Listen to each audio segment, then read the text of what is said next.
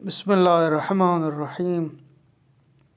ناظرین، آج درس قرآن کا پارہ نمبر 2 کے خلاصہ آپ کی خدمت میں عرض کرنا جا رہا ہوں۔ سورہ بقرہ کے فضائل۔ سورہ بقرہ قرآن کا دوسرا سب سے بڑا اور مدنی سورہ ہے۔ مدنی سورہ وہ صورتیں ہوتی ہیں جو کہ مدینہ میں نازل ہوئی ہیں، اس لیے ان کو مدنی سورہ کہا ہے، جو پہلے، دوسرے اور تیسرے پارے میں واقع ہے۔ اس سورہ کا نام سورہ بقرہ اس میں موجود بنی اسرائیل کی اس داستان کی وجہ سے رکھا گیا ہے جس میں بقرہ یعنی گائے کا تذکرہ آیا ہے۔ آیت الکرسی، آیت آمن الرسول، آیت قبلہ اور قرآن کی سب سے بڑی آیت، آیت نمبر 282 بھی اسی صورت میں موجود ہے۔ پیغمبر اکرم صلی اللہ علیہ وآلہ وسلم سے منقول ایک حدیث میں آیا ہے کہ قرآن مجید کا بافضیلت ترین سورہ سورہ بقرہ اور بافضیلت ترین آیت آیت الکرسی ہے۔ رسول اکرم صلی اللہ علیہ وآلہ وسلم نے فرمایا، سورہ بقرہ پڑھا کرو کیونکہ اس کا پڑھنا برکت ہے اور اس کا چھوڑنا حسرت اور بد نصیبی ہے۔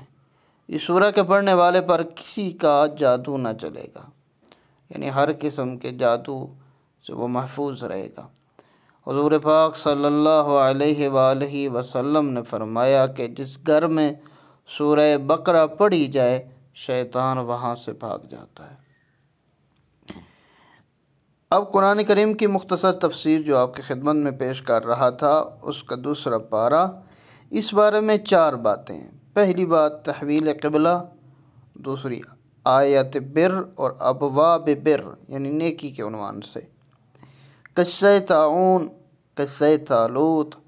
تحویل قبلہ، ہجرت مدینہ کے بعد 16 یا 17 ماہ تک بیت المقدس قبلہ رہا، یعنی فلسطین میں جو ایک بیت المقدس ہے، مسلمان پہلے وہاں اس کی طرف رخ کر کے نماز پڑھا کرتے تھے۔ آپ صلی اللہ علیہ وآلہ وسلم کی چاہت تھی کہ خانہ کعبہ قبلہ ہو۔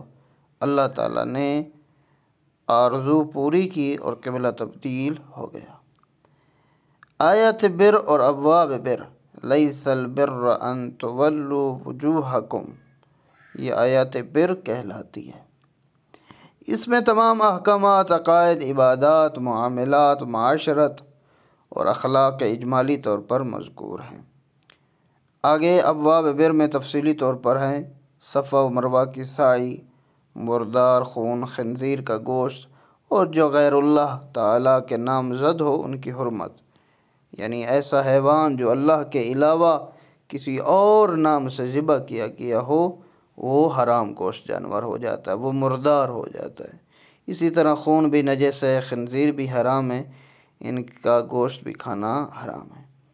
قصاص کے احکام ہیں، وصیت ہے، روزے، اعتکاف، حرام کمائی، قمری تاریخ، جہاد، حج، انفاق فی سبیل اللہ، ہجرت، شراب اور جوا اور مشرکین سے نکاح کے احکامات موجود ہیں۔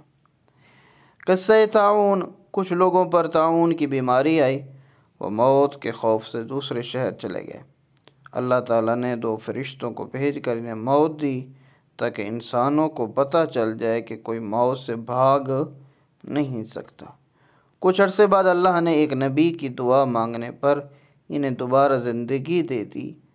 قصہ طالوت، طالوت کے لشکر نے جالوت کے لشکر کو باوجود کم ہونے کے اللہ تعالیٰ کے حکم سے شکست دے دی۔